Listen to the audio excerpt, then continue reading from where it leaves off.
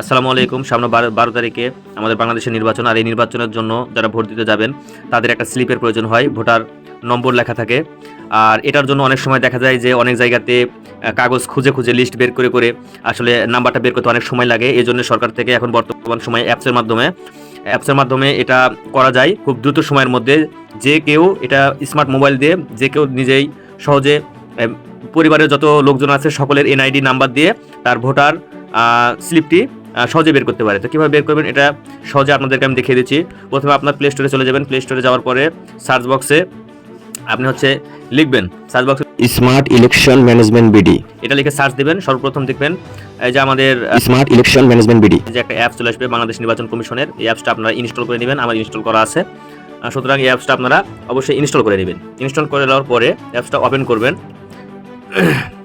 Open করার পরে প্রথমে আপনার দেখাবে যে বাংলা ইংলিশ এরকম লেখা দেখাবে। আমি আগে ওপেন করে নিয়েছি এবং সেখানে অবশ্যই আপনি ইংলিশেও শুরু করতে পারেন, বাংলাতেও শুরু করতে পারেন, যে কোনো একটা দিলেই হবে।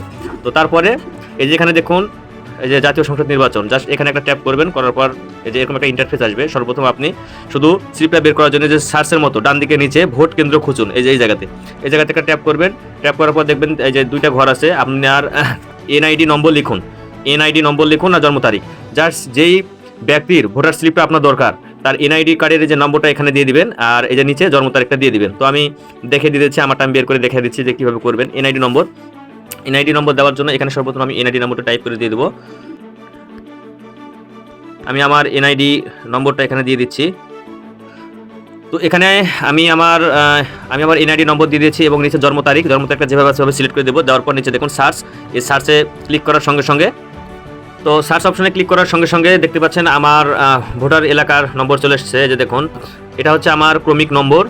আর আমার ভোট কেন্দ্রের নাম হচ্ছে সাদাপুর খড়িবাড়ি উচ্চ বিদ্যালয়, গ্রাম সাদাপুর। কেন্দ্রের ঠিকানা হচ্ছে গ্রাম সাদাপুর।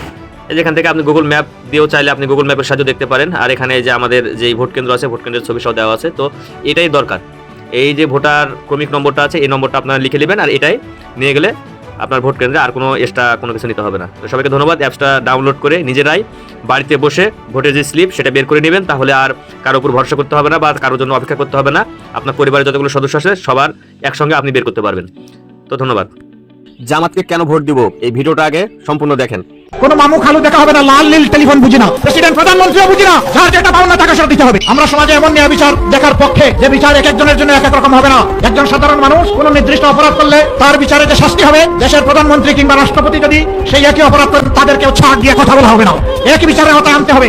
এর নাম ন্যায় বিচার। জাতি মুখী আছে সেই বিচার দেখার জন্য। জামাতের আমির যে সমস্ত অঙ্গীকার এবং কথা বলেছেন, যেভাবে কথা বলেছেন, এটা অন্য কোনো দলের কোনো নেতা মন্ত্রী আজ পর্যন্ত বলতে পারেনি। সুতরাং ন্যায় এবং ইনসাফ প্রতিষ্ঠার জন্য অবশ্যই জামাতকে আমি ভোট দেবো।